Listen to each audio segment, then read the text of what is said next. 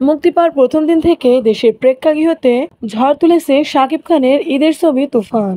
সারা দেশে ছবিটি নিয়ে দর্শক সাড়া তুঙ্গে। ঢাকা সহ সারা দেশের 120টির বেশি প্রেক্ষাগৃহে চলছে সিনেমাটি। মুক্তির দিন থেকে শুরু করে এখন পর্যন্ত ছবিটি গড়ছে একের পর এক অনন্য রেকর্ড। কারণ মুক্তির 4 দিন পেরিয়ে প্রেক্ষাগৃহে 5 দিন ধরে হাউসফুল চলছে তুফান সিনেমাটি। দর্শক চাহিদা বাড়ার সঙ্গে সঙ্গেই হল মালিকরা পাল্লা দিয়ে বাড়িয়েছে নিজেদের প্রদর্শনী। ফলে এতে এত রেকর্ডের মাঝে দর্শকদের আগ্রহ যেন এখন তুফান সিনেমার আয় নিয়ে। যদিও সিনেমাটির আয় কত এ নিয়ে এখনো কোনো অফিসিয়াল তথ্য দেয়নি তুফান কর্তৃপক্ষ। কারণ সদ্য মুক্তি পাওয়া সিনেমার আয় কত হচ্ছে, দর্শক চাহিদা কেমন তার দ্রুত জানার সুযোগ বাংলাদেশের প্রেক্ষাপটে এখনো কঠিন। অন্য দেশে বক্স অফিস থাকায় এ সম্পর্কে দ্রুত সঠিক ও নির্ভুল তথ্য পাওয়া যায়, কিন্তু বাংলাদেশে তা এখনো প্রায় অসম্ভব।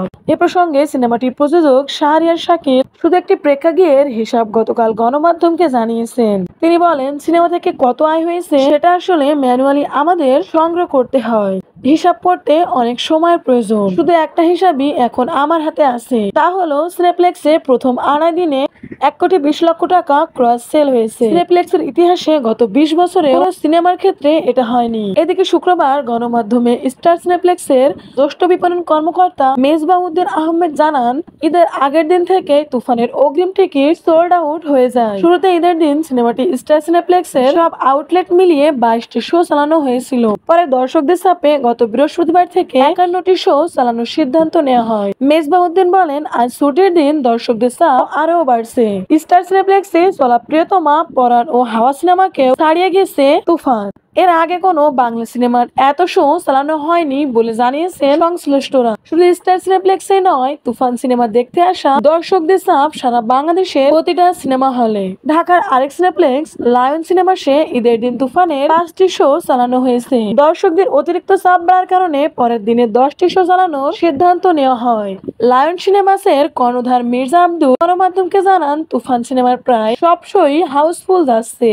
এদিকে ময়মনসিংহের ছায়াবানী সিনেমা হলে গত মঙ্গলবার তুফান দেখতে ঝাঁকে ঝাঁকে আসতে থাকে দর্শক। এতে সামাল দিতে না পারায় বাধ্য হয়ে মধ্যরাত চালানো হয় তুফানের প্রদর্শনী। হল সংশ্লিষ্টদের থেকে পাওয়া খবর, দর্শক ও প্রশাসনের অনুরোধে মধ্যরাত 12টা থেকে 3টা পর্যন্ত তুফানের বিশেষ একটি শো এর আয়োজন করা হয়, যা গত 2 দশকের ইতিহাসে এ হলে এমন ঘটনা দেখা মেলেনি। এছাড়াও তুফানের টিকিট না পেয়ে গত মঙ্গলবার সন্ধ্যায় রাজধানীর মধুমিতা সিনেমা হলে ভাঙচুরের ঘটনাও ঘটেছে। এ সময় তুফান দেখতে আসা একদল বিক্ষুব্ধ দর্শক হলের অভ্যন্তরে ঢুকে পোস্টার, ডিসপ্লে, চেয়ার ও দরজার গ্লাস ভাঙচুর করে। উল্লেখ্য, রায়ান রাফি পরিচালিত তুফান সিনেমায় শাকিব খানকে দৈত্য চরিত্রে দেখা গেছে। এছাড়াও নায়কের বিপরীতে অভিনয় করেছেন ভারতের মিমি চক্রবর্তী এবং বাংলাদেশের নাবিলা। তুফান ছবিটি প্রযোজনা করেছেন Alpha studios limited, digital partner সুরকি এবং ইন্টারন্যাশনাল ডিস্ট্রিবিউটর হিসেবে আছেন SBF।